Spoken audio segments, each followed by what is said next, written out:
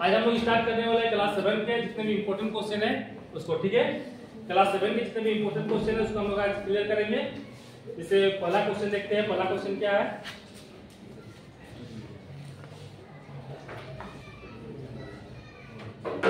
पहला क्वेश्चन है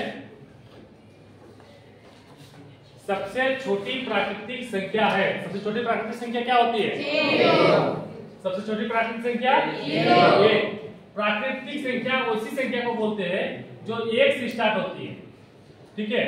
प्राकृतिक संख्या उसी संख्या को बोलते हैं जो 1 से शुरू होती है, उसको हम क्या बोलते हैं?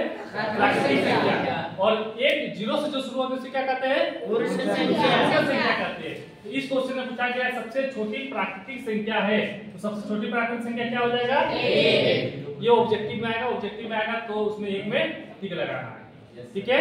और -1 भी रहेगा तो -1 नहीं होगा, ठीक है। ठीक है, तो अब हम लोग सेकंड नंबर क्वेश्चन करते हैं कि पूर्णांक 7 का योज्य प्रतिलोम है। पूर्णांक 7 का योज्य प्रतिलोम है, तो 7 का योज्य प्रतिलोम क्या हो जाएगा? -7। योज्य का मतलब होता है योग, मतलब जोड़, प्लस प्रतिलोम का मतलब उल्टा। तो क्या हो जाएगा? -7 का योज्य प्रतिलोम क्या हो जाएगा? -7, ठीक है। अब अगला क्वेश्चन करते हैं 3 नंबर। 3 नंबर पे क्या है? किसी परिमेय संख्या और उसके गुणात्मक प्रतिलोम की गुणनफल होगा। आप समझते हैं किसी परिमेय संख्या, परिमेय संख्या कोई भी, मान लो कि ले लेते हैं परिमेय संख्या 3/2, ये परिमेय संख्या है। परिमेय संख्या और उसके गुणात्मक प्रतिलोम, गुणात्मक प्रतिलोम का मतलब होता है उसको हम उल्टा करते हैं, ठीक है। इसका गुणात्मक प्रतिलोम क्या 2/3 हो जाएगा? दोनों का गुणनफल, गुणन का मतलब क्या होता है? गुना, गुणनफल होता है, क्या होता है? 3 से 3 कट जाएगा, 2 से 2 कट जाएगा, क्या आ जाएगा? 1 आएगा। कभी भी गुना में 1 आता है, समझ में आ रहा है? तो किसी परिमेय संख्या, परिमेय संख्या जैसे कि फिर हम ले लेते हैं 5/7 और उसके गुणात्मक प्रतिलोम, गुणात्मक प्रतिलोम मतलब क्या होता है? उल्टा। उल्टा क्या हो जाएगा? 7/5 इसका। और दोनों का योगफल, योगफल का मतलब गुना होता है, तो गुना करने से कितना आ जाएगा? 7 से 7 कटेगा, 5 से 5 कटेगा, कितना आ जाएगा? 1। तो हमेशा क्या आएगा? किसी परिमेय संख्या उसके गुणात्मक प्रतिलोम का गुणनफल हमेशा क्या आएगा? 1। अगला क्वेश्चन 4 नंबर पे जाते हैं। 4 नंबर क्या है? 10 कलम का मूल्य 50 है तो 15 कलम का मूल्य कितना होगा? मूल्य निकालने बोला गया, पैसा निकालने बोला गया, उसको बाद में लिखेंगे। 10 कलम का मूल्य, 10 कलम का मूल्य कितना है? 50 रुपया। 15 का निकालना है, सबसे पहले 1 का निकालेंगे, तो 1 कलम का मूल्य कितना हो जाएगा? 50/10, कितने रुपया हो जाएगा? 5 रुपया। तो कितना का निकालने बोला क्या है? 15 का। 15 कलम का मूल्य कितना हो जाएगा? 5 गुना 15 कितना हो जाएगा? 75 रुपया। समझ में आ रहा है? अगला क्वेश्चन है x - 5 = 7 में x का मान होगा। तो x का मान निकालने बोला गया है, बहुत आसान क्वेश्चन है। यहाँ पे -5 है, तो बराबर को उधर जाएगा तो क्या हो जाएगा? +5। तो x - 5 = 7, तो प्लस उधर जाएगा तो क्या हो जाएगा? +7 + 5, x का मान कितना हो जाएगा? 12। समझ में आ रहा है? अगला क्वेश्चन है 6 नंबर। पूरक कोण निकाले। पूरक कोण, पूरक कोण निकालने के लिए क्या जानते हैं हम लोग? 2 कोणों को जोड़ के, 2 कोण का योगफल कितना होना चाहिए? 90 डिग्री। 2 कोण को जोड़ के जब 90 डिग्री आता है उसको हम क्या बोलते हैं? पूरक कोण। तो एक दिया हुआ है 50, दूसरा कितना हो जाएगा? 40। 2 कोण मिलके होता है 90 डिग्री, तो उसको हम बोलते हैं पूरक कोण। तो पूरक कोण को बोल रहा है निकालने, और 50 डिग्री दिया हुआ है, तो एक है 50 डिग्री, दूसरा कितना हो जाएगा? 40 डिग्री। तो कितना दोनों मिलके हो जाएगा? 90। कोई दिक्कत? आयत का परिमाप होगा जब लंबाई L और चौड़ाई B हो। लंबाई को हम L मानते हैं और चौड़ाई को B मानते हैं, तो आयत का परिमाप का डिफिनेशन क्या होता है? परिभाषा 2 × 2 × 3। आयत का परिमाप क्या होता है? 2 into n plus b। 2 into n plus b। ये है आयत का परिमाप। अगला क्वेश्चन है 8 नंबर। रेखा में कितने अंत ये होगा? अंत बिंदु, ठीक है, अंतर नहीं होगा, इसमें हो जाएगा अंत बिंदु। यहाँ गलत स्टार्टिंग हो गया है, उसमें हो जाएगा अंत बिंदु, ठीक है। रेखा में कितने अंत बिंदु होते हैं? तो एक रेखा है, रेखा में कितने अंत बिंदु होते हैं? 2 अनंत होते हैं। रेखा में अनंत अंत बिंदु होते हैं, इसमें कोई भी अंत बिंदु नहीं होता है। जो अंत बिंदु यदि हम डाल देते हैं तो इसको बोलेंगे रेखाखंड। रेखा को खंड करने के लिए रेखाखंड हो जाएगा, और एक अंत बिंदु रहेगा तो उसको बोलते हैं किरण, ठीक है। 2 बिंदु रहेगा रेखाखंड, और किरण एक बिंदु है तो क्या होगा? किरण।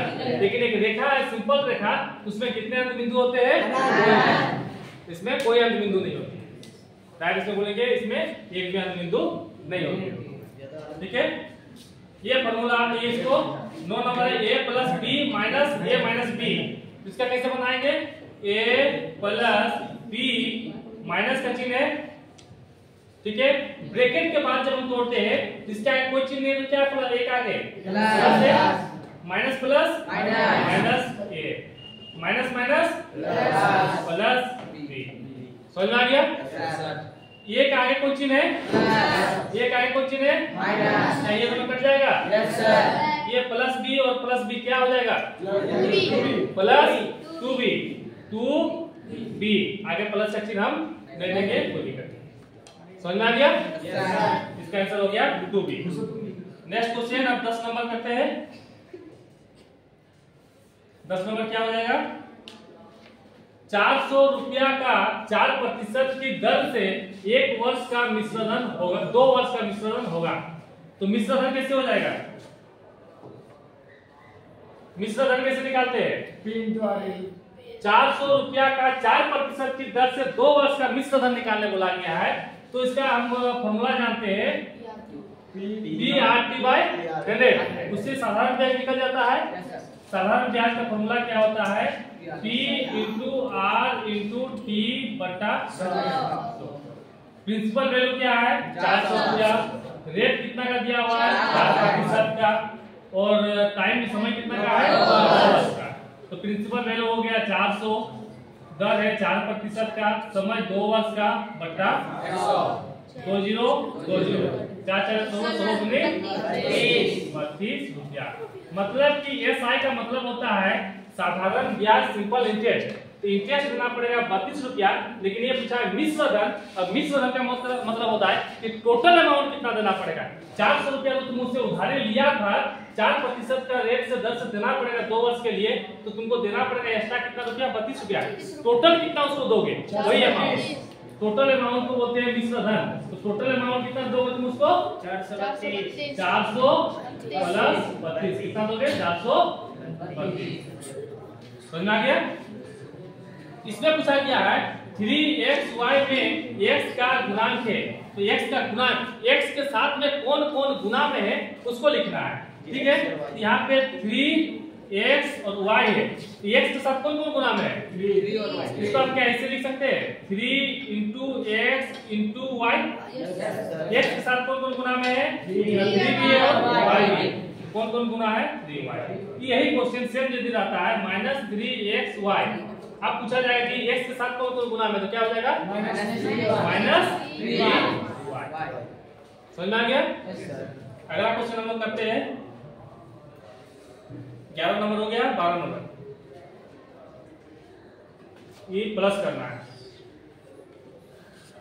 2x प्लस 5 और 3x माइनस 7 का योगफल। योगफल का मतलब क्या होता है? ये करना है। ये बताओ, ये प्लस में है या माइनस में है? प्लस माइनस क्या होगा? क्या 5 में जाएगा? नहीं, सरल से 7 में 5 का कितना होगा? 2 प्लस का चिन्ह आपके माइनस का बड़ा का कौन चिन्ह है? -2 हो जाएगा। समझ में आ रहा है? Yes sir. यहाँ इस तरह से क्वेश्चन तो पहले बड़ा वाला को ऊपर कर दो, सबसे सही रहेगा। Yes sir. 3x माइनस 7 या 2x प्लस 5 प्लस करना है, माइनस प्लस माइनस 7 को 5 किया तो 2 जी किसका लगेगा बढ़ा के आगे है माइनस। अब 3x से और 2x से दोनों को जोड़ेंगे कितना हो जाएगा 5x। इसका आंसर क्या हो जाएगा 5x माइनस 2। समझ में आ गया। नेक्स्ट क्वेश्चन करते हैं 13 नंबर। 13 नंबर में है 40 का 40% निकाले। 40 का 40% निकाले, इसको कैसे करेंगे 40 का मतलब क्या होता है गुना। 40% निकालने बोला गया है तो प्रतिशत को हटाने के लिए क्या करते हैं 100 से भाग करते हैं। 1 0 1 0 4 50 से गुना करेंगे तो 16। तो 40 का 40% कितना हो गया 16। वृत्त की परिधि क्या होता है 2 पाई का मान कितना होता है 5। अगला क्वेश्चन करते हैं 15 नंबर। समांतर चतुर्भुज का क्षेत्रफल क्या होता है। ये डिफरेंशियल भी आ सकता है, फॉर्मूला है। समांतर चतुर्भुज का क्षेत्रफल क्या होता है आधार गुना ऊंचाई। आधार इंटू ऊंचाई। इसको इंग्लिश में क्या बोलेंगे L इंटू बी। H बोलो या B बोलो, H से हाइट हो जाएगा। ठीक है 1 मीटर बराबर कितना हो जाएगा 100 मीटर बराबर 100 सेंटीमीटर। यदि क्वेश्चन यहाँ पे बोल दिया जाए कि 1 मीटर स्क्वायर बराबर कितना हो जाएगा 1000 कितना हो जाएगा 2 बार गुणा करो 100 को तो कितना होगा 200।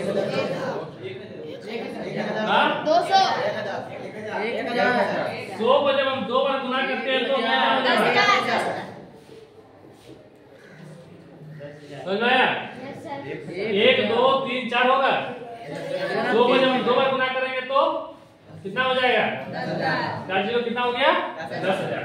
यदि यहाँ पूछा जाता है 1 मीटर स्क्वायर बराबर कितना होगा, यदि यहाँ क्वेश्चन रहेगा 1 मीटर स्क्वायर बराबर तो कितना बोलेंगे 10,000 सेंटीमीटर स्क्वायर। समझ में आ गया कोई दिक्कत।